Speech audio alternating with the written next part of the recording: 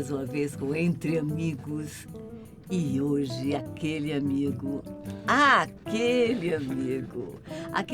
de muitos anos, muitas histórias. E eu vou deixar que ele conte para vocês muitas. E olha, a gente não vai dar um programa, porque são histórias de muitos anos. Para vocês eu trago Gabriel Castellani, meu querido. Com você. Que prazer enorme, muito obrigada. Prazer é meu de dividir esse momento com você. Nossa Senhora, eu quero que você me conte tudo. Mas antes eu vou servir um chazinho pra gente, que é pra gente já ir molhando a garganta. Delícia.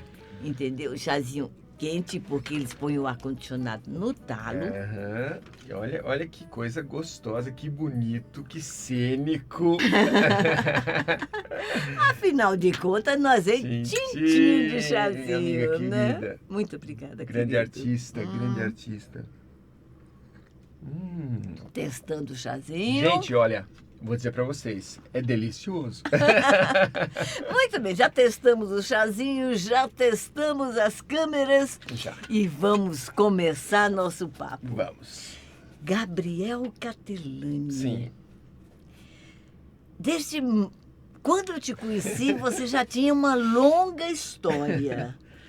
Quando é que começa a sua história como artista? Eu sei que sua mãe é artista. Isso. Seu pai também? Meu pai também.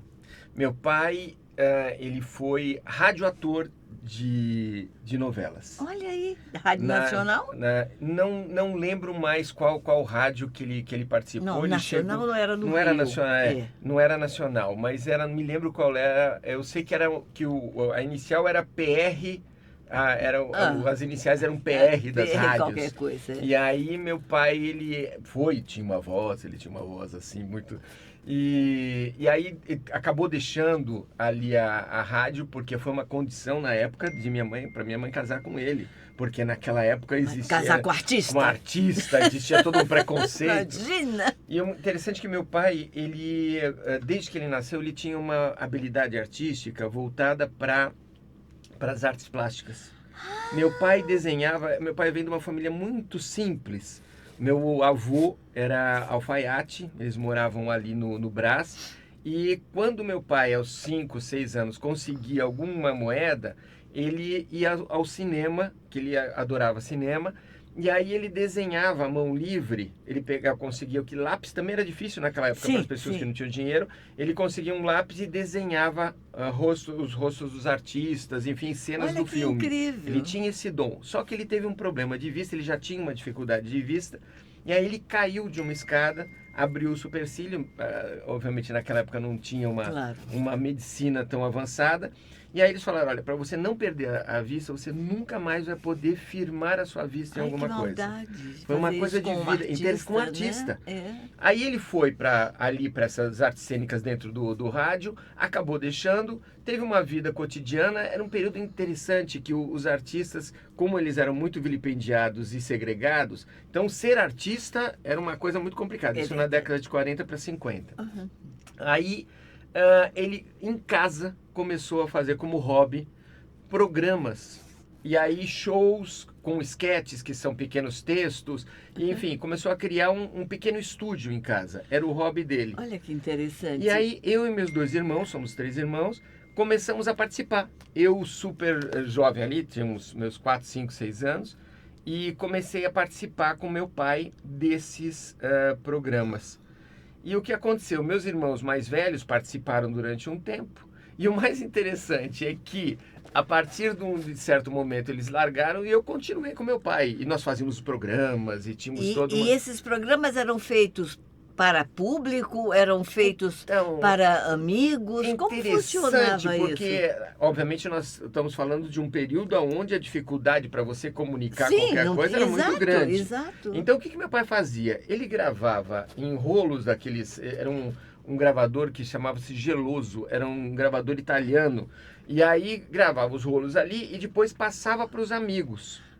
E aí, gradativamente, depois, quando aqueles programas... Aquele mesmo rolo. Aquele rolo, ele passava para os amigos que iam passar nas suas casas. Quando veio a fita cassete, que era uma fitinha que muita gente não conhece hoje, que era uma fitinha que você colocava ali, ficou mais fácil. Claro. E ele começou a enviar para muitos lugares. Tanto que nós criamos amigos em todo o Brasil, que recebiam os nossos programas. Teu pai iniciou a internet antes da internet. É isso? Então era uma coisa interessantíssima. Ele tinha toda uma... Agora fica tudo claro. Aí começa eu sei de onde por aí, vem né? seu talento. Paralelamente, tinha uma outra coisa. Meu pai, como ele não podia ter nenhuma atividade que firmasse a vista, tal, ele começou a trabalhar com doces.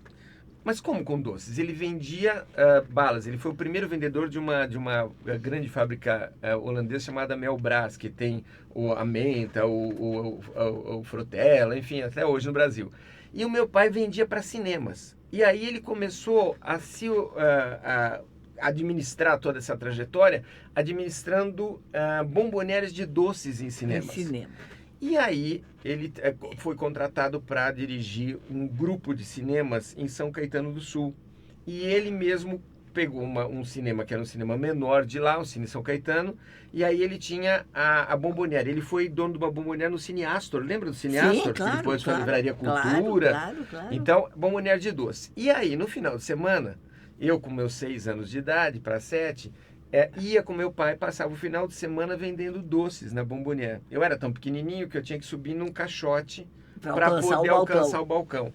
Só que qual era o meu grande ganho? Eu podia assistir todos os filmes. E os filmes, no passado, pessoal, é importante as pessoas saberem que no passado, os cinemas, eles passavam muitos filmes diferentes durante o tempo todo, durante o dia. Então, do começo da tarde até o final da noite, você tinha ali muitos filmes que aconteciam. Seriados, inclusive. Seriados. Né? Então, existiam ali... Eu estava agora vendo na Paixão de Cristo, que toda a Paixão de Cristo passava o filme da Paixão de Cristo, e todo mundo ia para o cinema, enfim.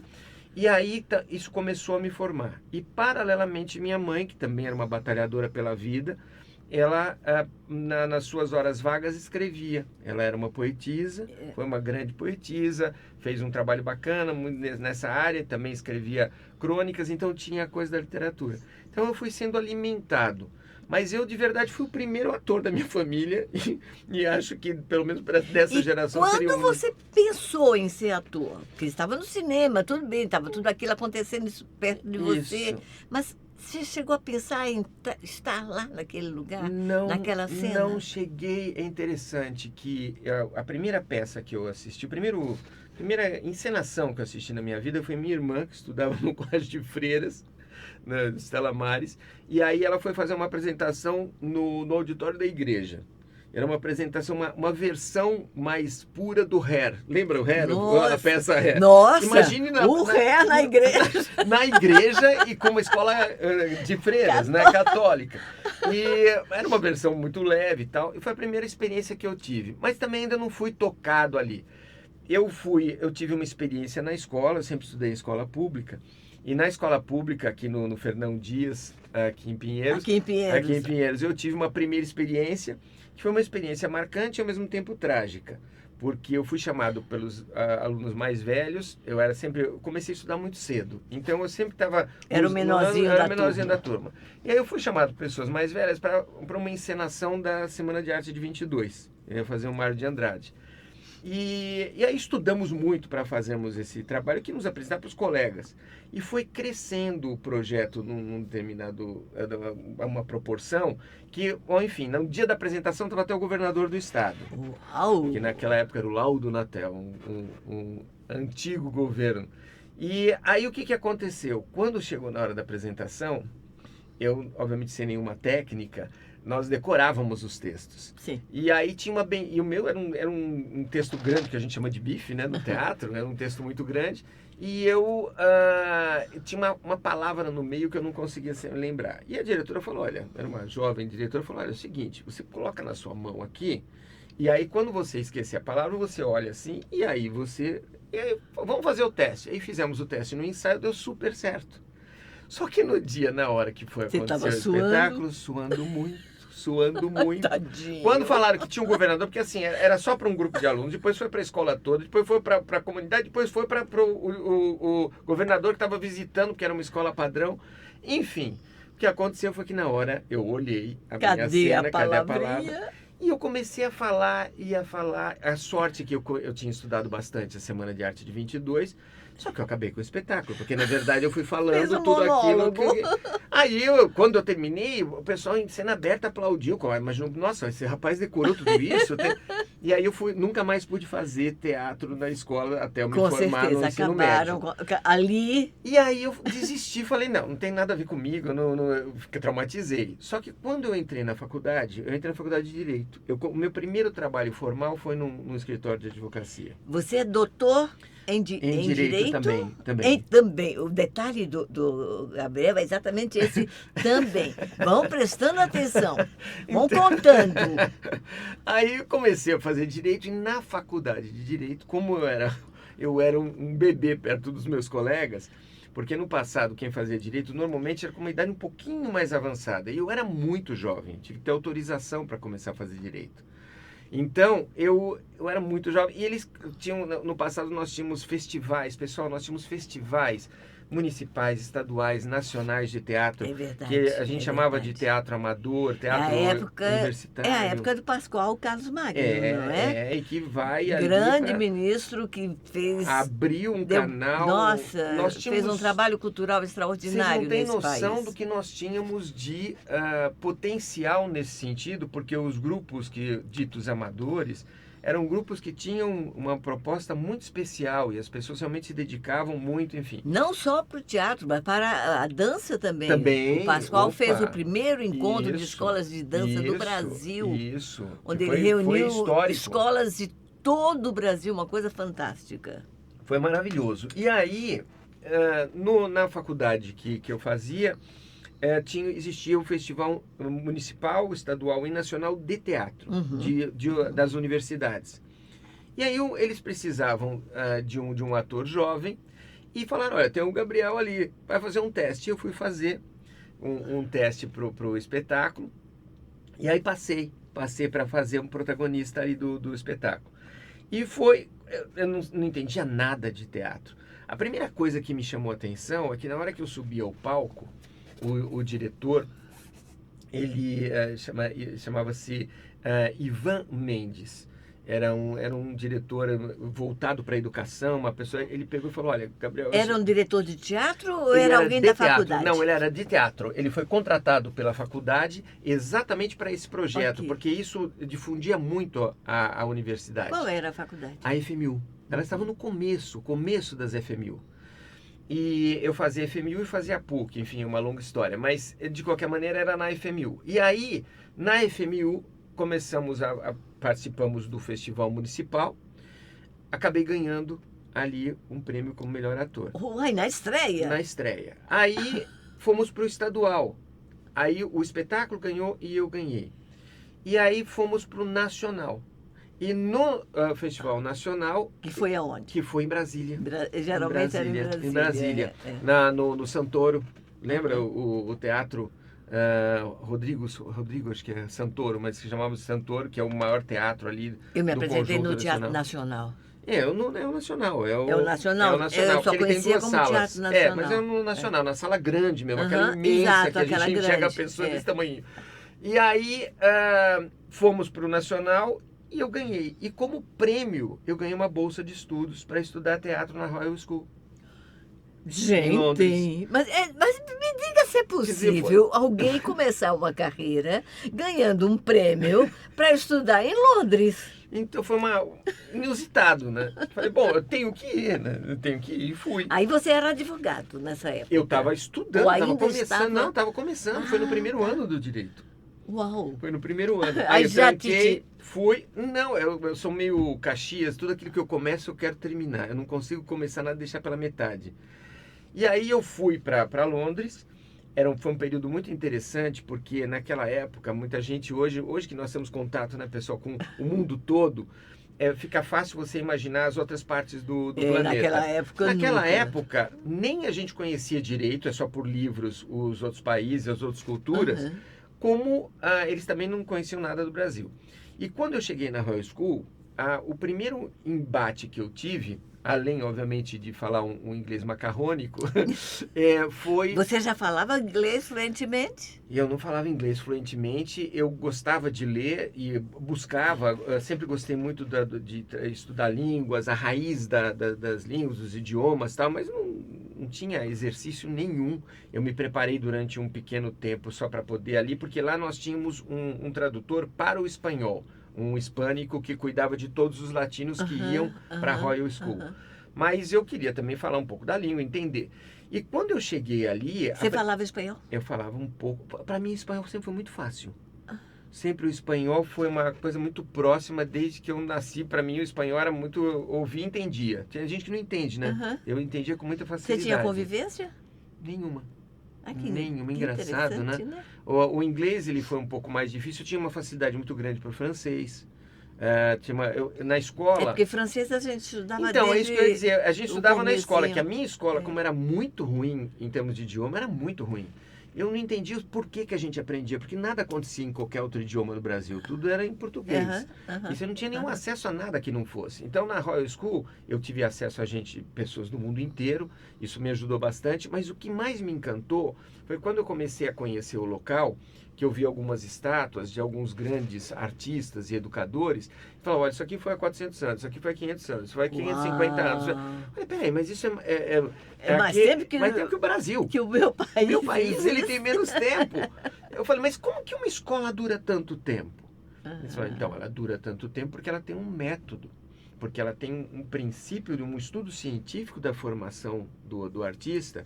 Hoje eu entendo, passados todos esses anos, que eu fui levado para lá, dentre outras coisas, para poder depois alimentar o que hoje é Recriarte, o que hoje é o projeto, um projeto de vida que já tem quase 50 anos.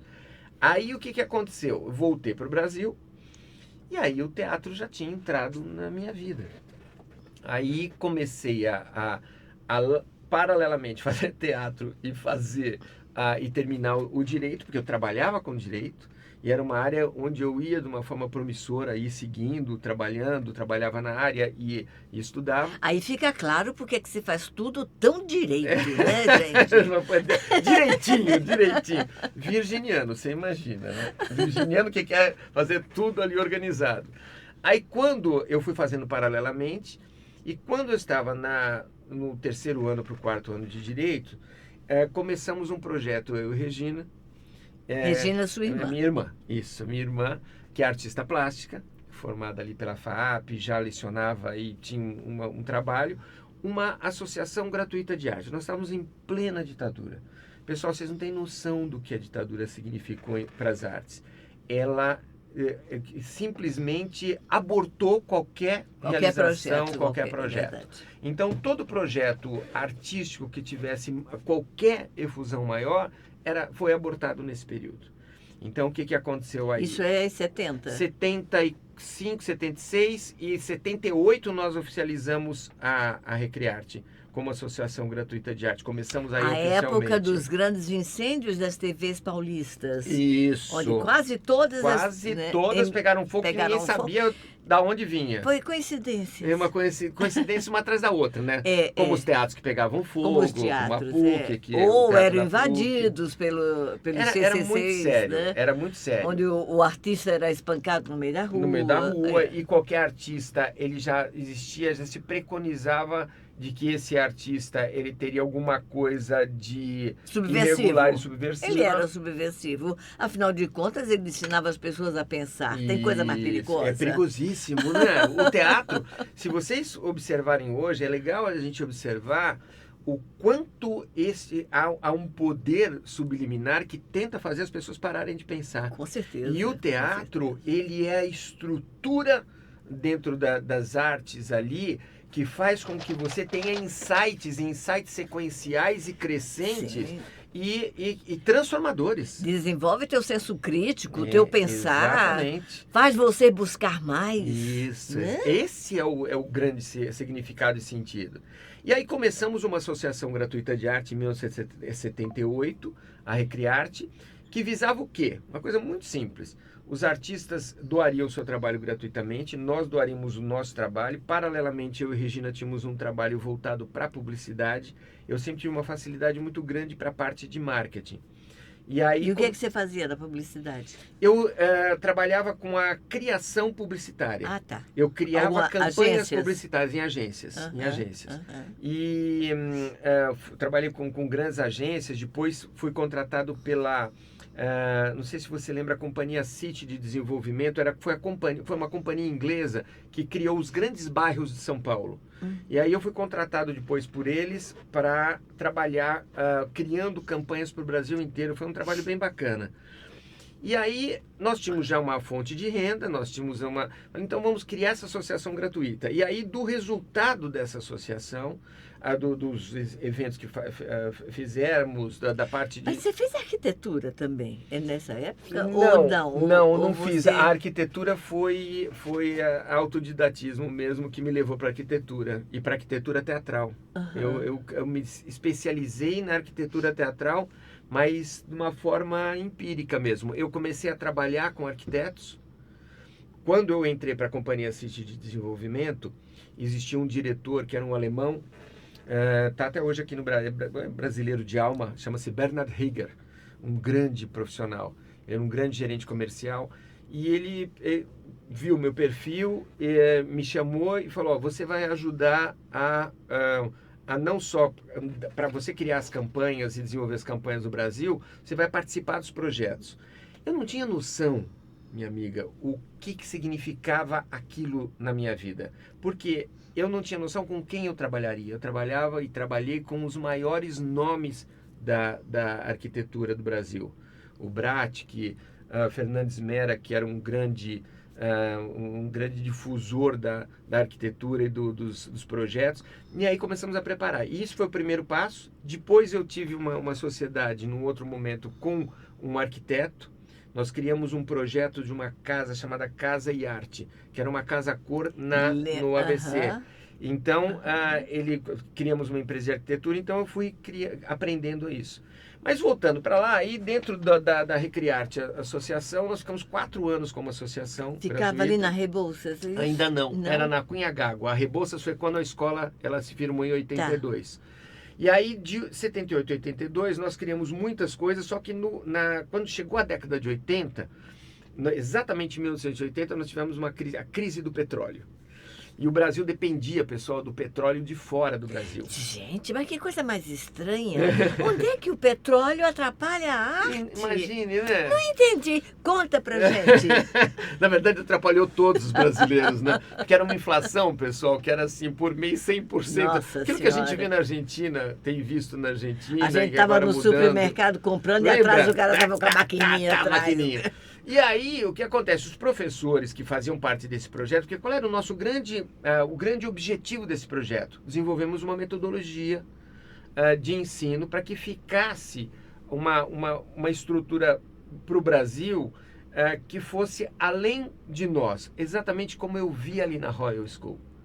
Se você consegue ter um método científico estabelecido para a formação, você pode passar de geração em geração e aí você estabelece o método. Se vocês observarem, as escolas de formação, elas são por um pequeno tempo, por um tempo que é o tempo do gestor, ou vai passando de mãos e aí vai mudando E vai completamente, diluindo. E normalmente, infelizmente, com I maiúsculo, muitas escolas que dão certo, elas são vendidas para comerciantes apenas. Exatamente. Que são pessoas que não têm... Exatamente. Isso acontece com as faculdades, as universidades, nós temos Exato. muitos exemplos.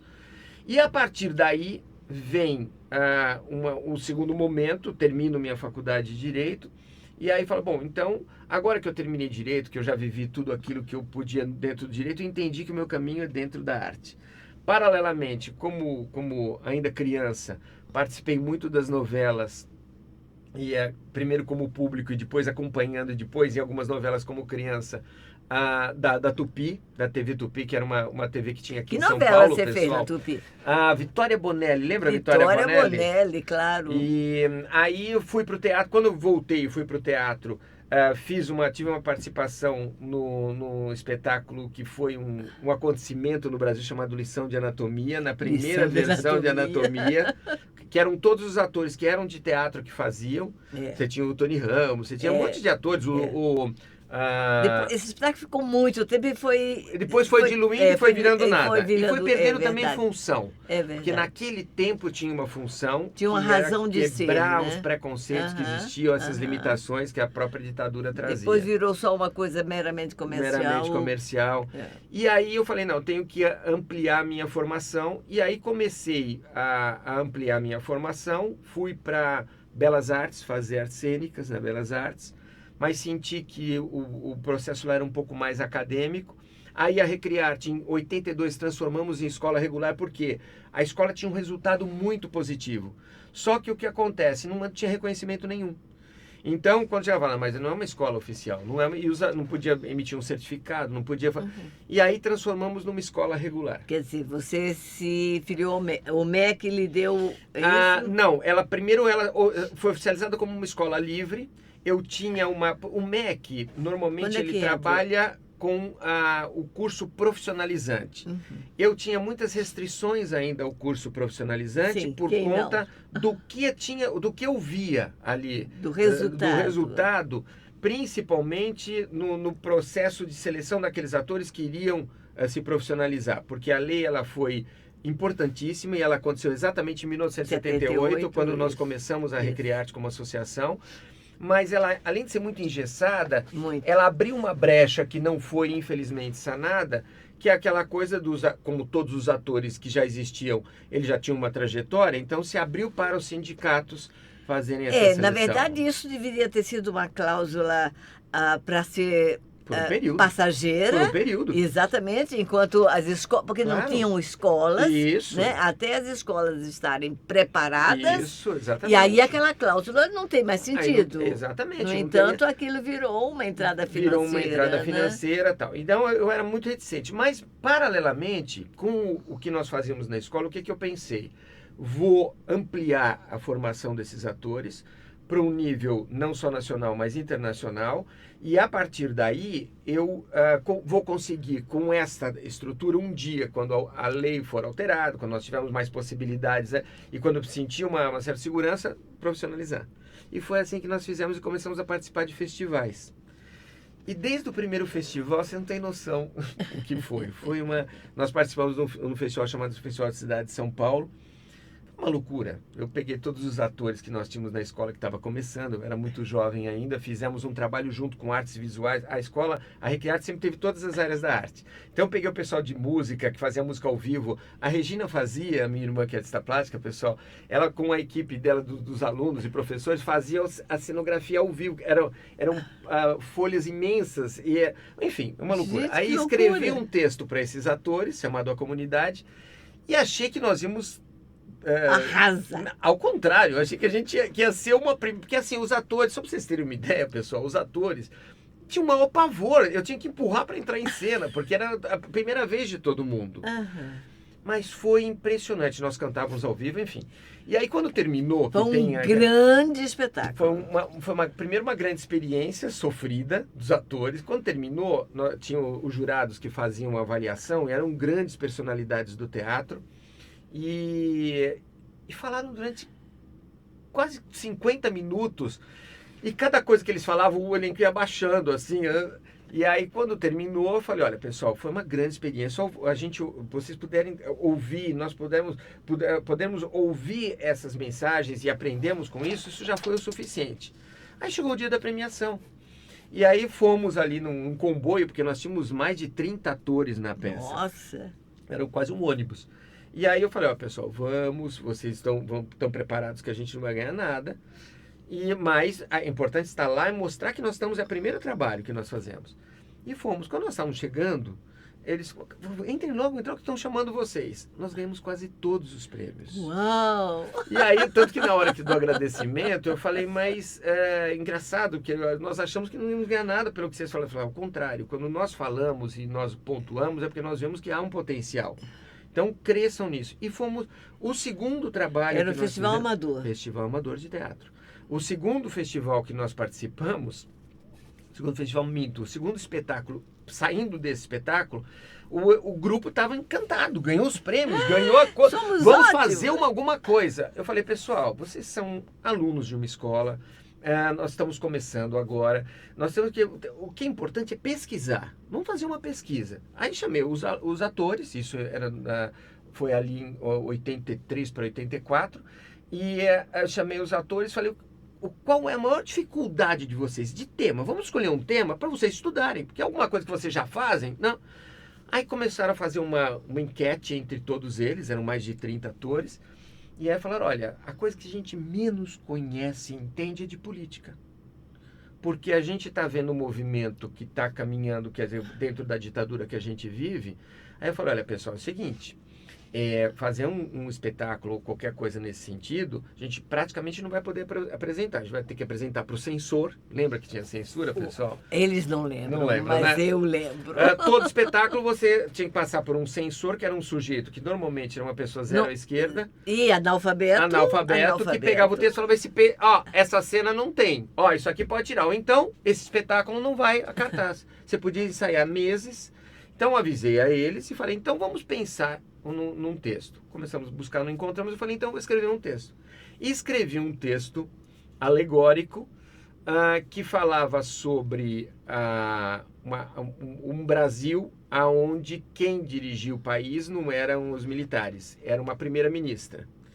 E essa primeira-ministra tinha como seus conselheiros os militares, mas era uma ditadura. Essa primeira-ministra, ela, de uma forma ditatorial, regia o país. Só que daí eles descobrem, no meio da selva, um branco, que naquela época eles estavam desbravando a Amazônia, e descobrem no meio dos índios, numa tribo perdida, um branco. Quando eles vão ver quem é este branco que está no meio da selva, percebem que é o filho de um grande ditador também lá de trás, mas de um grande estadista, que foi o Wallace, e aí que caiu, o avião dele caiu na selva amazônica e ele morreu com toda a família. Só que na verdade a criança não tinha morrido. Só que ele era populista, ele era um cara que todo mundo... Aí eles ficam com medo e falam, esconde esse cara, que ele é o filho do Wallace, porque se ele aparece, e estavam começando a acontecer alguns levantes no país, as pessoas estavam querendo alguma coisa com eleições. Bom, enfim, aí em determinado momento eles resolvem pegar este indivíduo para transformá-lo num laranja, num testa de ferro, para colocar eleições diretas. E isso ainda nós estamos no meio da ditadura. Que ano é isso? 83 e 84. Uau! Aí eu coloco ali a personagem e aí ele vai, como ele foi criado como índio, ele é um tonto e ele é isolado de todo mundo e ele tem as pessoas que cuidam dele, só que gradativamente ele tinha o DNA do grande Wallace, ele foi descobrindo a realidade e ele ganha para presidente e ele faz um mega discurso de libertário, porque ele vem, inclusive, na história, fazer um comício para 1 milhão de pessoas na Praça da Sé. Só que nada disso tinha acontecido ainda no Brasil. Quando eu escrevi o texto, é registrado na SBAT tudo antes, quer dizer, não dá para dizer, você copiou. Você é um visionário. E aí eu fui, onde vamos apresentar?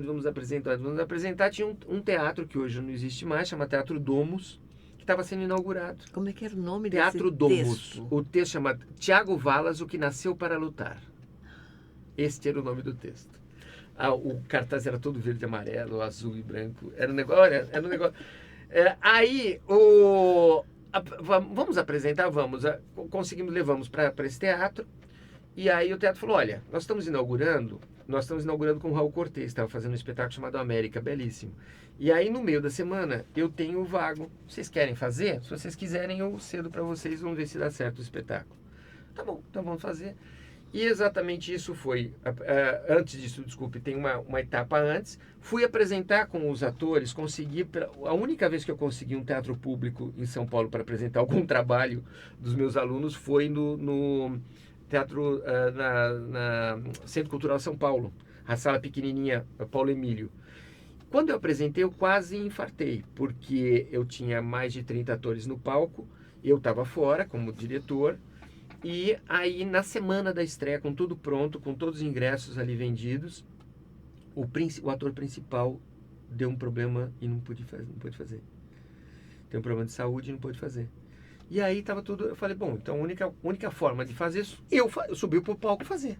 Agora você imagina eu no palco, um ator ainda inexperiente com a direção, dirigindo aquele bando de gente com 500 mil coisas. Mas era você que dava aula na tua escola? Eu que dava aula na minha escola. Então, como inexperiente? Ah, me Não, poupe.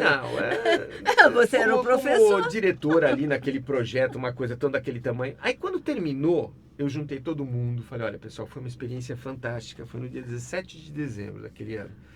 Foi uma experiência fantástica, mas eu não faço nunca mais. Foi hoje e acabou, porque foi uma experiência para vocês, para mim acabou, ótimo. Saindo de lá, me acessa um produtor, por isso que nós conseguimos ir para o Domus, e falou, olha, é o seguinte, eu queria falar com você, você que é o diretor, eu sou, gostei muito do trabalho. Você gostaria de produzir profissionalmente? Eu sei que são atores amadores, mas eu vejo uma forma de autorização, porque você já apresentou aqui, parari, parará, só que teria que ter pelo menos, no máximo, metade disso, umas 18 pessoas, 17 pessoas, mas eu gostaria de colocar isso em cartaz, porque eu acho que pode dar certo, e é um tema que me interessa muito. Aquilo lá era inusitado, eu falei, claro, vamos tentar. Chamei o elenco, fizemos a seleção, as pessoas entenderam, e aí peguei alguns atores um pouco mais experientes, e fizemos, e foi por isso que ele locou o Teatro Domus e fomos para lá fazer a temporada. E ele marca exatamente o dia da estreia, no dia 21 de abril, que foi exatamente o dia da posse do bendito do Tancredo. E aí, exatamente nesse dia, o Tancredo, porque antes disso eu tinha participado com esse espetáculo ali da apresentação, e não imaginava que fosse ter uma repercussão tão grande. É que eu tenho uma coisa que eu acredito, Zódia, e é legal a gente pensar, pessoal, nisso, que quando você está aberto para as coisas que estão à sua frente, em termos do teu caminho, das tuas realizações, daquilo para o que você veio, o alto vai te abrindo, entendeu? Existe uma energia nesse universo que vai te abrindo. A energia vai para onde está a atenção, né? Se você está focado, eu quero, isto é bom, e isto é bom. Isto é bom. O universo te responde. Te responde. E ele me respondeu. Ele primeiro teve essa apresentação, que foi inusitada, conseguimos, depois esse produtor. E neste dia, quando terminou a apresentação, para completar a história, o Tiago Valas, na hora que ele termina o discurso dele na sacada ali em Brasília, ele leva um tiro. E era um tiro que vinha da plateia. E no dia que o Tancredo ele foi embora, se imaginou que ele foi assassinado. Então, como ele estava ali, de repente não fica mal e morre. Então, se imaginou que ele tivesse sido assassinado. A imprensa que tinha sido chamada, e todo mundo estarrecido, tanto que eu tive que dar várias entrevistas para jornais, comprovando que o texto tinha um ano e meio antes, já na SBAT. A minha sorte foi essa, para mostrar que não fiz uma alegoria em cima de uma desgraça do país. Que loucura. Mas aquilo, naquele momento, ali tinham duas pessoas que estavam assistindo o espetáculo na estreia.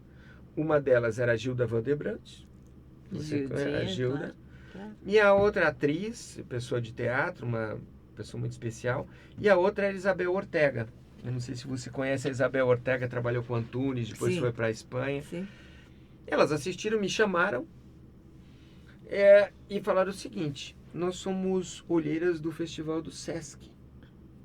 E aí nós selecionamos o Festival do Sesc. Pessoal, o Festival do Sesc era o maior festival que existia aqui em São Paulo. Lembra? É verdade. O Antunes fazia um trabalho ali no Sesc e paralelamente tinha um festival que agregava os maiores grupos de teatro. Ela falou, eu acho que vocês têm que participar e eu queria indicar vocês falou, e aí nós topamos e elas viraram duas madrinhas nossas ali para prepararmos. Eu falei, olha, são atores que estão começando, é um projeto. Falou, mas tem uma coisa nesse texto e nesse trabalho de vocês que é muito especial. E foi aí que nos preparamos para nos apresentarmos lá. Não tínhamos lugar para ensaiar, Isabel. Eu ensaiava com mais de 30 pessoas numa sala já na Rebouças, ali na Recrearte, de 12 metros quadrados. Tinha tanto barulho na Rebouças por causa dos carros que nós fechamos a janela, então não tinha janela na sala, a gente tinha que abrir a porta. E a gente ensaiava aquele espetáculo com mais de 30 pessoas ali. Quando chegou no dia do ensaio geral, que nós vamos apresentar no dia seguinte no Sesc Anchieta, A Isabel Ortega, que é minha amiga até hoje, minha irmã de alma até hoje, a Isabel Ortega, ela chegou e falou: Gabriel, vocês não tem lugar para ensaiar? É só num quadradinho? Como que vocês vão apresentar no Anchieta? Eu falei: então, não tem. Ela falou: eu consigo um lugar para vocês. Na Moca tem uma igreja e tem um auditório, eu vou conseguir. Conseguiu. E lá fomos nós, num comboio para a Moca. Quando fizemos o ensaio, estava tudo ótimo. Quando estamos voltando do ensaio, um carro entra a 80 por hora no sinal fechado na Moca e pega o meu carro. Eu tinha no meu carro, tinha eu dirigindo. Era um carro que eu tinha acabado de pegar, eu tinha vendido um outro carro, que tinha comprado esse menor, acabado de pegar. A atriz que estava aqui do lado, a Jussara Moraes, que é minha amiga e que dava aula comigo, começando a dar aula ali atrás. Enfim, e aí eles acharam, o meu carro ele andou quase 100 metros e foi jogado quase 100 metros, que era um Fusquinha na época. Acharam que nós tínhamos virado poeira, todos os carros atrás e nós ali. Graças a Deus não aconteceu nada de mais grave, teve que ir polícia e tal, porque teve um corte ali nos supercílios da menina, mas passamos a noite na delegacia, hospital e tal, e o dia seguinte era a apresentação. Fizemos a apresentação, não foi a melhor coisa do mundo, mas movimentou o festival, e daí fomos convidados para o Festival Nacional, representamos São Paulo no Festival Nacional de Teatro. E aí no Festival Nacional de São José do Rio Preto, que era um grande festival. Era um grande centro cultural, né? E aí fomos ali e acabamos ganhando o prêmio, o júri popular de melhor espetáculo. Disso, um grupo se interessou em levar o espetáculo para a Alemanha. Aí nós não podíamos ir para lá, porque era tudo muito caro, muito difícil. Aí cedi os direitos, eles fizeram o texto, ganharam o Festival Horizontes, ganhamos com esse texto o Festival Horizontes na Alemanha. E aí o projeto ele foi caminhando, e a escola paralelamente. Aí os projetos com a escola já começou como Recriarte. Como Recriarte, desde a associação gratuita. E desde que ela começa com cursos de teatro, que a princípio eram cursos pequenos, depois é que começam cursos regulares, né? Eles eram cursos pequenos, que foram aumentando, viraram cursos livres de formação.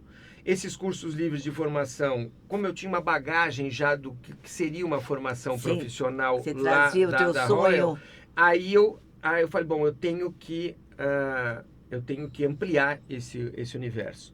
Foi aí que no ano de 1984 para 85,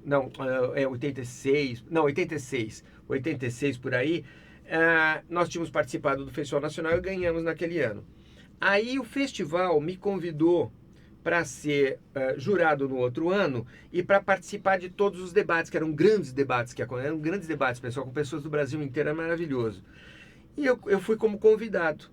Cheguei lá no festival como convidado e participando de toda a trajetória. E aí, quando chegou num determinado momento, eu falei, olha, eu vou fazer as oficinas do festival para aproveitar. E fui fazer uma oficina de interpretação. E aí o professor dessa oficina, você vê como está tudo já meio que alinhavado, o professor dessa oficina, que imaginava até que eu fosse de outro estado e não de São Paulo, não me conhecia, ele me chamou de lado no final da oficina e falou, você é um ator muito interessante, você tem que fazer escola de arte dramática. Eu falei, escola de arte dramática, conhecia genericamente a escola de arte dramática, minha formação tinha sido fora do Brasil, só trabalhando ali. Ele falou, você tem que fazer a escola de arte dramática. Aí eu virei, o nome dele é o Yakov Hillel. Yakov Hillel. Aí o Yakov falou, você tem que fazer, você é muito bom, você tem que fazer, você tem um ator que tem potencial. Eu falei, Yakov, eu não tenho condição, eu trabalho muito. Eu trabalho a semana inteira na escola, também dou aula, faço outras coisas, então tenho meu trabalho com arte, formando a Recriarte, enfim. E aí ele pegou e falou, não, você vai me prometer uma coisa, mesmo que você não faça, vai fazer o teste lá da EAD. Eu falei, tá bom, eu te prometo que eu vou fazer. E continuei minha vida, correndo minha vida ali paralelamente. Quando chegou em novembro daquele ano, como eu tinha comprometido com ele, fiz a inscrição e fui fazer. Eu não tinha noção do que significava nem o teste, sabia que tinha que preparar uma cena, sabia que tinha... E aí eu fui e fiz. E fui indo e acabei entrando. E acabei sendo um dos 20 ali escolhidos, e que aí definitivamente sedimentou a minha formação enquanto ator profissional e sedimentou o caminho para a formação profissional da própria Recrearte. Porque uhum. a partir dali, do que eu já realizava, com aquilo que eu absorvi da Escola de Arte Dramática, eu tive acesso, porque assim, a Escola de Arte Dramática, você vai como ator.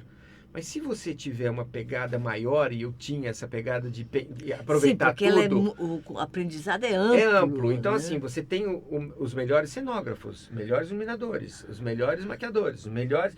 Se você quiser aprender mais, e na época eu falei, eu quero aprender tudo.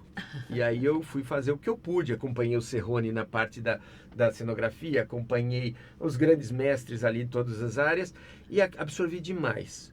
Quando eu estava terminando a Escola de Arte Dramática, veio o outro presente, trabalhando sempre muito.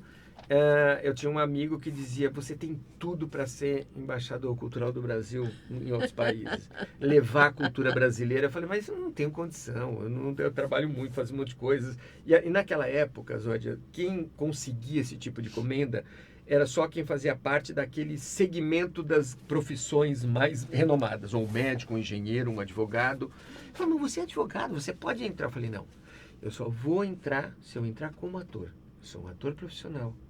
Eu sou um educador. Ou eu entro com aquilo que eu realmente realizo, porque eu larguei o direito, em determinado momento eu larguei. Sempre gostei muito do direito, da teoria muito mais do que da prática, mas gostava muito do direito. Eu falei, não, mas eu sou um ator. E aí ele me convenceu e eu fui indo, até que acabei sendo escolhido. Fui o primeiro ator. Como? Como é que você foi? Ele Foi para onde? Ele me escreveu. Para onde que eu fui? Não, então, eu fui participando de etapas. São 10, 12 etapas que você participa de seleções nacionais. E aí, no Brasil, eles escolhem um que vai representar. Você tem que ter um projeto para, no exterior, para, de alguma forma, agregar um valor para a cultura, ou para a educação, ou para... um projeto para você levar para o exterior, ou um projeto nacional? Um projeto que, normalmente, você leva e traz. Ele tem que ser de intercâmbio. E aí eu falei, bom, então eu vou criar um projeto de intercâmbio que me interessava demais entre a cultura e a arte teatral da Península Ibérica com o Brasil, que eu senti uma defasagem muito grande. Aí criei esse projeto. Dentro desse projeto eu teria que fazer 6 palestras no exterior, falando sobre a cultura brasileira. Lembrem, pessoal, que naquela época que eu fiz, isso é muito importante, naquela época que eu fiz, a cultura brasileira, ela não era reconhecida. Na verdade, o Brasil, as pessoas imaginavam que a gente tinha banana índio, tinha mar... Capital era Buenos Aires. Capital era Buenos Aires. Ninguém conhecia nada. Eu estou falando da década de 80. Parece que naquela época já existia, mas não existia ainda internet para mostrar um pouco mais o país. Não existia. Então, eu também nem tinha noção do que eu encontraria. Mas daí eu podia escolher para onde eu quisesse ir. Eu quis ir para a Europa. Eu senti que era um berço estruturante de tudo aquilo que eu realizava e do que eu imaginava. O meu presente, meu prêmio seria uma extensão universitária no exterior, que eu podia escolher onde eu quisesse, o que eu quisesse. E eu queria muito estudar, o que faltava na minha formação, a estética teatral.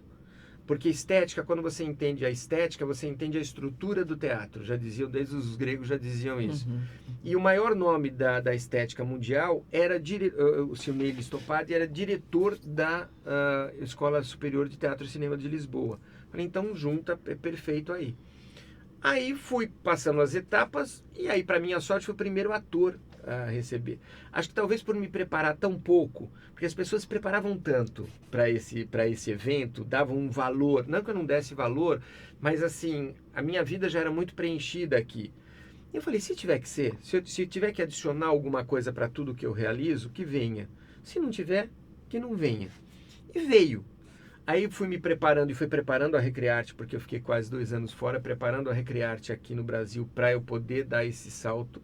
Nessa altura, a Recrearte já tinha a casa da Fradique Coutinho, que é ali, que ainda era um bairro, ainda não era o bairro artístico, etílico e naquela época era apenas a Vila Madalena. A Vila Madalena, nossa velha vila. Né? Nós nos conhecemos nessa época, né? Nessa época que nós nos conhecemos. E aí, então, pessoal, o que aconteceu? Nessa trajetória, quando eu fui para lá e quando eu cheguei em Portugal para começar esse projeto, eu fui com muita humildade mesmo, achando só que eu ia aprender coisas e ponto final. E aí foi o oposto. Eu aprendi muita coisa, mas primeiro eu descobri que a gente trabalha muito aqui no Brasil, todo mundo diz que o brasileiro trabalha pouco, mas eu queria fazer muito mais coisas lá, e fiz muitas coisas, e dentre as coisas que eu fiz além do meu trabalho, por exemplo, era para fazer 6 palestras, eu fiz 126 palestras. Esse é o 126. Gabriel, Eu fui, pessoal, para para 26 países. 26. Eu fui sendo convidado de um país para o outro. E aí eu fui aprendendo a conhecer o mundo, eu peguei toda a Europa, Escandinávia, África, peguei, enfim, uma parte da Oceania. E a tua palestra era especificamente sobre a cultura brasileira. Eu apresentava o país, porque eu entendi na época que eles não sabiam nada do Brasil. Então eu apresentava o Brasil, apresentava um pouco da história do Brasil e a partir daí começava a desenvolver um panorama da cultura brasileira. E a cultura brasileira como um todo, não a cultura teatral somente, a cultura como um todo. Isso encantava as pessoas, porque a maior parte não conhecia. E aí fui aprendendo a fazer isso, gostei demais, conheci muita gente. Aí, paralelamente, dentro da faculdade da Escola Superior de Teatro e Cinema, eu tive a oportunidade de trabalhar como ator e trabalhar em espetáculos. Aí fui sendo chamado para espetáculos. Aí fui chamado para dirigir um espetáculo no Porto, dirigi um Nelson no Porto. Acabamos ganhando vários prêmios. Dirigi os portugueses com o Nelson Rodrigues, foi uma experiência fantástica. Disso daí fui convidado para trabalhar como ator num espetáculo na Espanha. Aí foi em Sevilha. Um espetáculo muito especial, e aí nesse espetáculo uma pessoa que assistiu foi o finado Gassman, Vittorio Gassman, que muita gente não conhece, mas foi um grande ator no passado, pessoal, e ele fundou uma escola na Itália, em Firenze. E aí, quando ele me viu atuando na Espanha, no Teatro Imperial, ele foi no camarim conversar comigo, só que eu não o reconheci. Ele foi me cumprimentar, era um senhor, cabelos brancos, barba branca, muito simpático, e aí ele pegou e falou, me falaram que você tem uma escola no Brasil. Eu falei, eu tenho uma escola no Brasil, faço um trabalho ali. Ele falou, também tem uma escola na Itália. Eu falei, que bacana, que bom, eu quero conhecer mais sua escola. E qual a especialidade? A especialidade é comédia dell'arte. Eu falei, nossa, eu tenho um sonho de aprender comédia dell'arte, aprofundar minha formação. Ele falou, se você quiser eu te dou uma bolsa. Eu falei, eu adoraria. Tá, me passa o teu endereço. Passei. Quando ele saiu, os meus colegas falaram assim, viu, quem veio falar com você? Eu falei, quem? Vittorio Gassman. Eu falei, não é aquele que era o ator do passado, que foi um grande ator. Não, é ele mesmo. Eu vi o cartãozinho, era ele. Aí falei, nossa, que furo, né? Podia ter tratei com carinho, com atenção, mas podia ser mais atencioso. E aí, depois de 20 dias, vem toda a documentação para que eu fizesse o curso. Aí fui para a Itália, fiz a escola, me formei ali, a minha formatura foi no Teatro Goldoni, ali em Veneza. E todo esse cabedal de informações, quando eu voltei para o Brasil, aí definitivamente eu apliquei na escola. A Recriarte, nesse período, ela já estava no caminho da profissionalização. Eu falei, então é agora o caminho da profissionalização. A lei começou a ser alterada, mais maleável. Já existia um pensamento para cercear um pouco as falcatruas que existiam no sentido de pega DRT daqui e DRT de lá. E aí, então, começamos com o curso profissionalizante, que já tem 35 anos já de curso profissionalizante. E aí começamos, aí regido pelo MEC, e aí não paramos mais. Aí desse trabalho começa um outro trabalho paralelo, chamado Projeto Mestre, que logo vira um livro. Eu quero trazer aqui, entre amigos, contar para vocês aqui um pouquinho do Projeto Mestre. Estamos esperando. E esse ano sai o livro, está no finalzinho já. E o Projeto Mestre foi um projeto de formação docente a partir das técnicas teatrais. E esse projeto ele foi ampliado. Hoje eu coordeno algumas pós-graduações aqui em São Paulo e no Brasil na área de didática. Só numa que nós temos aqui em São Paulo, uma grande escola de pós-graduação, coordeno quase 6.000 alunos. Uau. Dentro dando uma formação didática para aqueles que pretendem lecionar através das técnicas teatrais. O teatro, ele é mais uma função. Com certeza. Eu acho que o teatro é o lugar dos mestres. É o lugar dos mestres. Com certeza. E finalizando essa trajetória, vem a necessidade da Recriarte de ampliar a sua amostragem daquilo que realizava, que realmente tinha uma qualidade bacana. e dos seus alunos, enfim, eu sempre como ator e como artista, sempre soube que o palco é fundamental para o ator exercitar com o terceiro elemento, que é o público, e não adianta você só pegar uma salinha e fazer, enfim. E aí foi que nós começamos a buscar um espaço para eu conseguir, na época, um financiamento para eventualmente comprar algum espaço. E aí começamos a procurar, foi quando eu encontrei, fiquei sabendo que o primeiro cinema de arte do Brasil e de São Paulo, Cine Biju, tinha sido fechado há 3, 4 anos e ia virar estacionamento à igreja. E eu falei, não, mas ele não pode morrer esse sonho. Primeiro cinema de arte, eu assisti os meus maiores filmes de arte ali, os principais da minha vida. E foi que eu fui procurar os donos, que ainda moravam inclusive na Praça Roosevelt. E aí eles falaram, olha, vender eu não quero agora, mas eu te dou preferência para compra um dia, mas se você quiser alugar, eu acho que tem tudo a ver, porque nós não alugamos até agora e íamos nos fazer, porque a gente não queria deixar que qualquer pessoa cuidasse de uma coisa que foi a nossa vida. Eu falei, não, eu vou assumir a loucura. Peguei o dinheiro que era para comprar e reformei ele inteiro. E aí fiquei 19 anos ali. Lá nós criamos o Cine Teatro Recriarte Biju, que depois virou Teatro do Ator. Apresentamos toda a filmografia de arte que aconteceu no Cine Biju durante anos. Nós tínhamos o carnezinho que a pessoa, ela sócia, ela podia ir assistir todos os filmes para ampliar a cultura, que era o nosso objetivo. Dar oportunidade para atores e diretores e produtores que não têm espaço nos teatros, que são muito caros. Você tinha a parte de cinema e também tinha teatro. De teatro, era um cine teatro. Eu fiz os dois. Eu tirei 20 caminhões de terra, eles falavam que eu ia chegar até o metrô, para fazer o fosso, para guardar as coisas embaixo do palco, criei coxia, camarim, cabine de luz e de som, coloquei acessibilidade para os deficientes, enfim, coloquei toda a estrutura para deixar aquilo pronto para ser um espaço que não morresse. Uhum. Tanto que faziam visitas e tal. E mantivemos sem nenhum apoio governamental, sem nenhum nada, durante quase 19 anos. O único pequeno apoio que eu tive depois de 1 ano e tanto, com a dívida do banco, depois de fazer tudo aquilo, não consegui, eu achei que com aquilo que eu fizesse nós íamos conseguir resgatar a Praça Roosevelt, que estava um pouco abandonada, e conseguimos fazer isso, tanto que estimulamos os outros teatros. Nós viemos antes do Sátiros, viemos antes do Parlapartões, tanto que nós estimulamos os empreendedores a cederem para eles os espaços, porque sabíamos que ali podia virar um núcleo. E aí ficamos, nesse meio tempo, nós tivemos o trabalho ali árduo.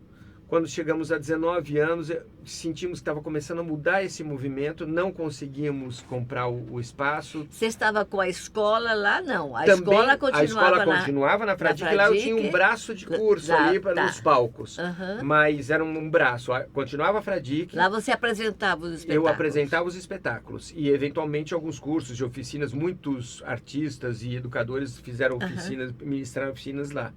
E abria também para produções aqui de São Paulo e do Brasil. Vinha gente em muitos lugares. Sempre com um objetivo: formar plateia e gerar acessibilidade. Fazer com valor menor para as pessoas poderem voltar ao teatro, voltar para o teatro. Sim, porque naquela época a gente já estava perdendo o público de teatro. Muito. Até que eu montei o projeto Teatro para Todos, que foi, acho que o auge ali de todos os projetos que a gente fez. Eu falei, vamos ver se dá certo ou não. Então, o que eu fazia? Eu trocava o ingresso ou por um quilo de alimento para as pessoas necessitadas ou por uma doação de valor para ajudar ali no projeto. E eu remontei um espetáculo que eu tinha sido contratado para fazer, que era Os Miseráveis. Eu tinha sido contratado para fazer uma adaptação para o teatro, para apresentar um dia. E deu muito certo. Nossa, vai montar Os Miseráveis era para uma apresentação. Dia. E eu achei realmente que ia ser para um dia só. Que loucura. Mas foi uma coisa tão efusiva. Apresentamos para 1.200 pessoas ali na UNG. Era um contrato mesmo, contrataram para fazer. Eu nem queria, porque foi um trabalhão imenso. Louco. Mas depois que eu vi a reação do público, eu falei, tem alguma coisa nesse espetáculo. E foi aí que eu resolvi montar e montei. Naquele teatro que tinha 100 lugares ali na Praça Roosevelt, montei com 43 atores. Entre atores profissionais, alguns atores profissionais que já tinham saído da Recriarte, o Nil de Pádua, outros, e atores que eram alunos que estavam começando. E fizemos um épico ali. Íamos ficar 1 mês, 2 meses em cartaz, ficamos 1 ano. Nós tínhamos os ingressos, as pessoas pegavam os ingressos e ficavam... Isso na Roosevelt? Isso na Roosevelt. O último dia de apresentação, depois de 1 ano, a fila deu a volta, pegou a rua de trás onde tinha o Cultura Artística, voltou e se encontrou com a fila. Nós fizemos 3 apresentações seguidas, porque os atores quiseram fazer, para tentar pegar o máximo de público. Aí ficamos durante muito tempo, até que chegou um momento que eu senti que o caminho seria, para a gente poder ampliar esse projeto, entrarmos dentro dos shoppings, porque os shoppings dariam uma estrutura. É quando veio o teu projeto do shopping. É quando vem do shopping, que daí veio o primeiro Raposo. Nós começamos, né, a pensar no shopping que ninguém gostaria de ir. Aquele shopping que todo mundo fala, não vai dar certo. Era o Raposo, que estava no meio da Raposo Tavares, no comecinho da Raposo, que todo mundo dizia que era micado, que não... E aí foi que eu comecei o primeiro teatro. Aí nesse período foi quando eu definitivamente entendi que eu tinha já uma expertise, ganho uma expertise com toda a experiência anterior no Brasil e fora do Brasil para a construção de teatros. Foi aí que eu mudei o projeto completamente, consegui convencer a construtora a mudar o projeto. Já existia um teatro lá e você... Não, existia um buraco. Existia um vão de terra que tinha sido no passado, não, tinha sido um cinema, e aí eles destruíram o cinema, ficou uma parede de terra e um buraco. E aí eles contrataram uma empresa para fazer um projeto que tinha sido aprovado pela prefeitura. A ideia deles era fazer teatro? Era um teatro ali. Eles tinham que fazer, porque eles tinham combinado com a prefeitura de fazer um teatro ali, eles estavam enrolando para fazer, porque, enfim. Mas daí tinha que fazer. E aí eles pegaram e fizeram esse projeto. O projeto era o seguinte, pessoal, pensem num teatro que tem 3 metros de profundidade, que não tem lateralidade, que a gente chama de coxinha, que não tem camarim e que não tem espaço para você fazer nada. Aí quando eu olhei aquilo, eu falei, isso não vai ser nunca um teatro, isso vai ser no máximo um auditório, uma sala para você fazer uma palestra. Mas teatro, vocês querem um teatro ou querem uma sala para fazer palestra? Não, queremos um teatro, mas não tem condição. Por quê? Tinha uma coluna bem no meio, que pegava no meio. Olha, não tem, como que eu vou deixar uma coluna no meio do palco? Falei, sempre tem solução. Me dá um tempo. Não, mas a gente não temos verba.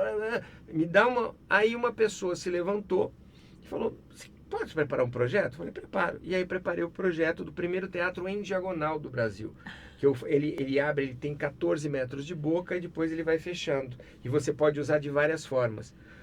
E é lindo esse Ele teatro. É muito especial. É lindo, é lindo. E você pode fazer muitos tipos de espetáculos diferentes, enfim.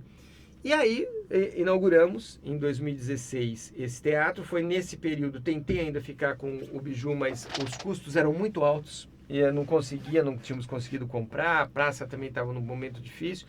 E aí deixamos. E aí aí tivemos o Raposo. Estamos há quase 9 anos lá, colocamos até hoje lá quase 300 mil pessoas.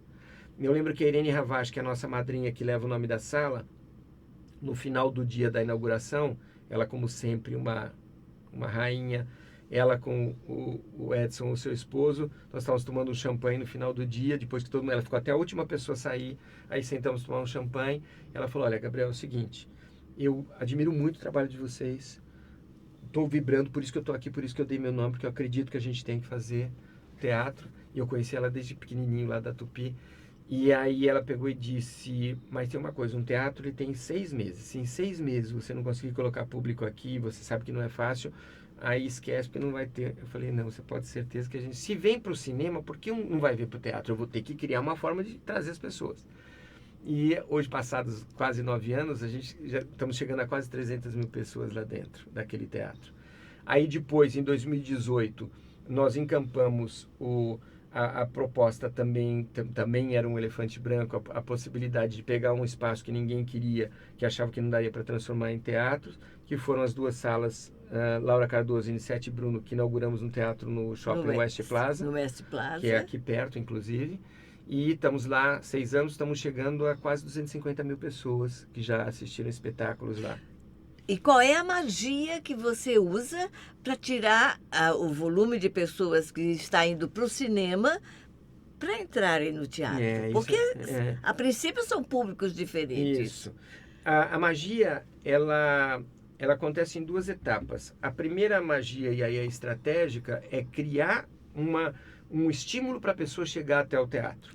Porque tem 2 coisas que as pessoas pensam de teatro. Você que está assistindo, é importante refletir. As pessoas elas pensam que teatro é para rico, porque é muito caro, e que teatro é para intelectual, e que não é para o povo. É o contrário, o teatro ele tem muitos espetáculos e muitas produções e muitas realizações bem acessíveis, e teatro é para o povo, ele vem do povo, Claro. ele é para o povo.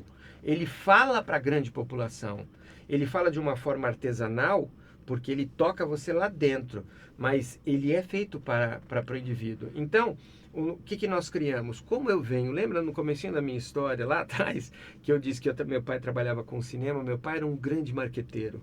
Ele vendia muito doce na Bombonier porque ele era um grande marqueteiro. E eu vi o cinema e falei, se o cinema, o que o cinema tem que o teatro não tem? Então, a primeira coisa, um tipo de marketing. Se as pessoas estão acostumadas com o cinema, à frente dos meus teatros vão parecer cinemas. Então, eu vou ter um tipo de divulgação na frente do teatro que pareça cinema. Você fez isso é a primeira coisa. É Segunda coisa, eu vou colocar um ingresso e vou convencer os meus colegas produtores, em vez de você colocar o seu ingresso a 100, 150 reais, você colocar menos, mas você tem a sala cheia, não vale mais a pena do que você ter um ingresso maior. Então, criamos as promoções. Cada espetáculo tem sua estrutura e tem seu custo, mas de uma forma geral, criamos uma... Aí, paralelamente, começamos a tirar da frente dos produtores tudo aquilo que tirava o dinheiro deles. Então, por exemplo, uma coisa que tirava o dinheiro deles e muitas vezes até sumiu com o dinheiro, que eram as plataformas de venda de ingressos. Sim. Então, criamos uma plataforma democrática chamada Ingresso para Todos. No Ingresso para Todos, a pessoa não paga nenhuma taxa para comprar o ingresso numerado, ela sai de casa com o ingresso numerado, ela nem mostra na bilheteria, ela já mostra só o celular na entrada e entra. Estamos criando agora outros projetos onde nós vamos ampliar isso cada vez mais para as pessoas que vão virando, que era o público do cinema antigamente, que toda semana ia no cinema. Hoje eu tenho nos nossos teatros o público que toda semana vai ao teatro. Que maravilha, e que presente. E quem chama o público? O filho. A criança, uma criança que assiste um filme que é maravilhoso ali no cinema, mas quando ela vê a personagem ao vivo, que ela pode tocar e conversar com ela... é outra coisa, é mágico, abre, né? Então, hoje nós temos isso. Aí, há 2 anos atrás, quase 2 anos, 1 ano e meio, nós assumimos que queríamos chegar na Zona Leste, que é uma zona da cidade tão rica de humana, artística, e que necessária, e que tem pouca efusão. E hoje temos o teatro no Shopping Metrô Tatuapé, Sala Léa Garcia, que inauguramos em outubro do outro ano, o ano retrasado, e que já estamos ali fazendo um trabalho intenso. Que maravilha, não, então gente. É isso. E só uma coisa, paralelamente com uma companhia de teatro, isso é muito importante, uma companhia de teatro chamada Companhia do Ator, que completou agora 25 anos, onde nós levamos um repertório de espetáculos com atores de todos os naipes, atores que têm 40 anos. A companhia de teatro, ela tem vários grupos? Ela tem vários núcleos. Vários núcleos. Vários núcleos. Então, eu tenho núcleos que trabalham. Eu tenho os núcleos, por exemplo, tem o núcleo da comédia, tenho o drama, tenho o teatro com mensagem, eu tenho vários núcleos. Os atores, eles passeiam circulam pelos núcleos, podem fazer mais de um espetáculo, tem os infantis, enfim, tem os núcleos. E aí, todos eles são núcleos de pesquisa. Só vai um espetáculo a cartaz se tiver um processo de pesquisa para chegar ali. E normalmente tem vida longa. Então, as peças normalmente são criadas pelo grupo, é isso? Não. Tem algumas que acabam acontecendo, mas normalmente eu trabalho com aquelas peças que eu sinto que são referenciais e que ninguém monta.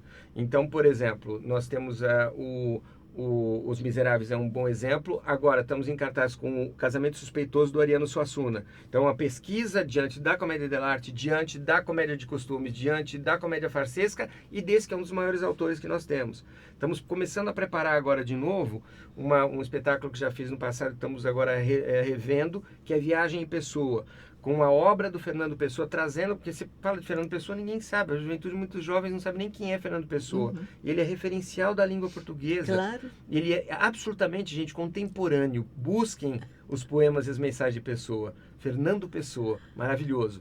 Então, a companhia tem esse papel.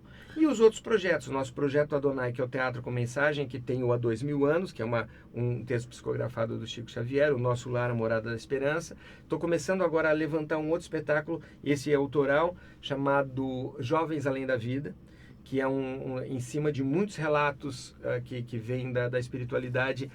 Como é que seria, idealisticamente, o jovem no outro plano? O que acontece com quem fica? O que a gente tem que pensar nesse momento da humanidade onde tantos jovens têm deixado a Terra? Então, são vários projetos paralelos, sempre com atores profissionais, de vários naipes, desde aquele saído das escolas, da nossa, obviamente, mas de todas as outras escolas, e atores profissionais que tem. Eu tenho atores que têm 20, 30, 40 anos de carreira. Que coisa Então, maravilhosa. essa é a trajetória, gente. Deu para vocês entenderem por que é que Gabriel Castellani está entre amigos, ou melhor, mais especificamente, entre os meus amigos. Minha amiga querida. Amiga querida. É um respeito grande por esse grande profissional, É por esse recíproco. grande homem, É recíproco. por tudo que você faz pela arte, por a sua arte de trazer de volta a plateia para o teatro. Gente, isso é magnífico. Isso é uma busca, é uma luta eterna de todos os É atores. uma grande batalha. E você está vencendo isso é maravilhoso. Além de estar formando profissionais da nossa área, você forma plateia para que assistam Isso. esses e para que amplie o seu conhecimento, porque o teatro é basicamente, isso. Eu quero dizer, é importante dizer para vocês que a Zódia, ela é uma amiga de muitos anos, mas ela não é uma amiga só porque eu gosto dela ou só porque ela é uma das pessoas mais honestas, sérias, competentes que eu conheço, porque ela é uma artista e é uma artista que se dedicou para as artes cênicas, se dedicou para a dublagem, que preparou e prepara gerações e faz um trabalho sério. É importante a gente pensar o seguinte, a nossa passagem aqui na vida ela é muito rápida. Nós somos jovens há mais tempo, né, nós dois. Mas entendam uma coisa, o que fica sempre é aquilo que você consegue realizar e semear, e que você consegue plantar. Na Recrearte, Zódia, a nossa proposta é que ela se transforme numa fundação. Nós estamos preparando, eu e Regina, para que ela exista quando nós não existirmos. Esta é uma grande preocupação, ela tem que continuar. Ela tem que continuar. Né? Hoje nós temos gerações, os nossos coordenadores, cada vez pessoas que estão lá 10, 20 anos conosco, pessoas jovens e que estão lá, que acreditam no projeto e estão se preparando para isso. A mesma coisa no projeto Teatro para Todos, esse projeto que hoje a gente leva muita gente ao teatro, pessoal, hoje é visto e dividido com o Brasil inteiro. Muitos teatros e produtores que não tinham mais caminhos para os seus teatros, hoje tem. O próprio Projeto Mestre, que agora virará livro, é uma referência para que educadores se apropriem deste universo e dessa mensagem do teatro. Agora, de tudo, indo para tudo que a gente realiza e tudo que você realizou e realiza até hoje com a tua equipe tão especial, o que fica é aquilo que a gente semeia e que deixa. E isso é que é o mais importante. Com certeza. Né? E estamos aí firmes. Você vê, a do Brasil fez 20 anos agora. 20 anos de do Brasil. 20 anos, né? E a maioria dos nossos professores foram nossos alunos, como você, que também formou os seus mestres. Muitos que estão lá, que são pessoas que são referências hoje no mercado. E como você disse, nós formamos muita plateia qualificada.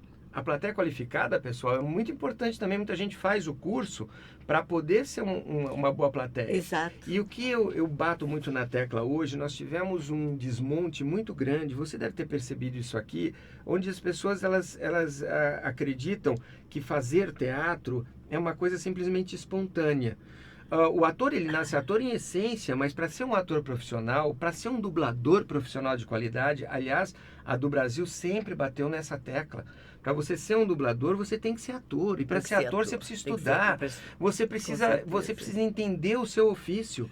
E uma coisa está ligada à outra. Eu tenho pessoas que trabalham com dublagem, que fazem teatro conosco, que dizem, olha, quando eu vou para o palco, amplia a minha visão na construção de uma personagem. Com certeza. Me ajudam nesse sentido. O palco é essencial para o ator. É o alimento. Corrente, é o alimento e te traz uma outra visão, uma amplitude. Porque muita gente acha que dublar é simplesmente teve uma fase que as pessoas iam fazer curso de teatro porque queriam dublar. Essa semana eu dei uma aula e eu falei exatamente sobre isso. Quando eu perguntei como é que foi a experiência de vocês, não, eu fiz a escola, mas eu queria dublar. Eu digo, qual é a sua o seu aprendizado na escola, o que você traz? Não, sabe que eu não lembro? Eu digo, então volte para a escola, meu querido. Porque se você não lembra do que você fez na escola de teatro, você jamais será um bom profissional em dublagem. Certíssima. Como assim? Certíssima. Né? Isso é base. É o que a gente passa o tempo todo. Da mesma forma que a gente passa dentro do curso, você tem a produção e ética, você aprende ética. Ética, pessoal, pelo amor de Deus, ética é fundamental. Ética, você tem que saber se relacionar profissionalmente e, obviamente, se qualificar cada vez mais. E isso é uma coisa que a do Brasil, ela sempre foi um celeiro de formação e de qualidade com respeito. Por isso que está há 20 anos. Nada dura tanto tempo com os mesmos gestores, pessoal. Aprendam isso. Quando você vê algum lugar com a mesma gestão 10, 15, 20, 30 anos, é porque alguma coisa muito boa tem lá dentro. Pode ter certeza. E eu espero... porque a gente, né, nós somos, como você disse, jovens há mais tempo, mas daqui a pouco nós vamos ser jovens em outra esfera, né? E que os jovens que nós formamos, que nós deixamos, que foram alimentados com esse nosso sonho, continuem com esse nosso sonho. Esse né? é o nosso grande ideal. Hoje, a Recriarte, ela ministra cursos para o mundo inteiro. A pandemia nos ensinou isso definitivamente. Eu já sabia, eu já tinha tido uma formação de ensino à distância, mas na arte estava muito difícil. Pessoal. Ninguém nem imaginava. Ninguém queria. Como? E hoje nós atingimos pessoas do mundo inteiro mesmo, gente. Verdade. Nós temos alunos do Canadá, do Timor-Leste, da América Latina, da Ásia, da Escandinávia. Nós temos alunos de todos os lugares, de todos os recantos do Brasil, lugares onde as pessoas não têm acesso a um processo formativo e querem começar os seus núcleos, querem começar a desenvolver um trabalho. Então, a arte, e nós temos que aproveitar o que há de bom na tecnologia. Né? Ela é possível. É possível você ser um bom profissional e você qualificar a sua formação cada vez mais, cada um no seu estágio. Eu sempre falo aos meus alunos, você é feliz com o que você faz? Porque se não tiver prazer, não faça. Sem prazer não vai. Não faça. Procura outra coisa. Porque arte é prazer, arte é vida, arte é alimento. Se você não está nessa... O que eu vejo, eu falo para as pessoas hoje, a maior parte dos alunos que entram num curso livre, é legal vocês saberem, entram para uma autoajuda, para uma autodescoberta, que é bacana, que é muito bom. E é isso mesmo. Essa semana eu recebi o telefonema de uma psicóloga, uma grande psicóloga, inclusive, aqui do métier, e ela disse, olha, eu estou mandando vários clientes meus, aqui, pacientes, porque eu vejo que eles precisam de teatro. Eu falei, sim, o teatro ele pode ajudar. E ajuda muito mesmo. Claro. O teatro ajuda no autorreconhecimento, no relacionamento, na perda da timidez, quer dizer, você vencer a timidez, você conseguir trabalhar a desinibição, um monte de coisas. Mas, para você continuar fazendo teatro e para você ser um profissional, você tem que ser tocado. Aliás, eu sempre coloco aquela mensagem da Fernanda Montenegro, quando perguntam para ela, ela diz, desistam. Desistam. Se você fizer até desista, tenta desistir. Se você não conseguir, é porque você é do meio, então você tem que fazer. Porque daí você será um vocacionado e é um tipo de ofício, gente, que não dá para você fazer se você não tiver inteiro. Alguns não deveria nenhum ofício na vida, seja ele qual for, deveria ser feito pela metade. Mas, pessoal, o teatro não tem jeito. Você só consegue chegar numa coisa que a gente chama atuação se você estiver inteiro.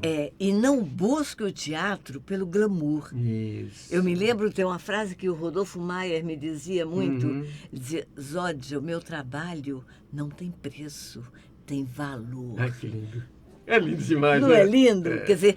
Então, busque este valor e venha com a gente. Venha para Recriarte, do Gabriel Catelani. E para do Brasil, viu, gente? Que a do Brasil é nota 1000. E saiba que aqui nós temos um mestre, um grande mestre. Obrigada, Gabriel. Obrigado, minha Muito amiga. Obrigada, foi maravilhoso. Nós precisaríamos de muitos programas para poder falar um pouco mais dessa história. Obrigado por muito tudo. Muito obrigada. E parabéns pela sua trajetória também, viu? Te amo. Também, muito. Linda. Até a próxima.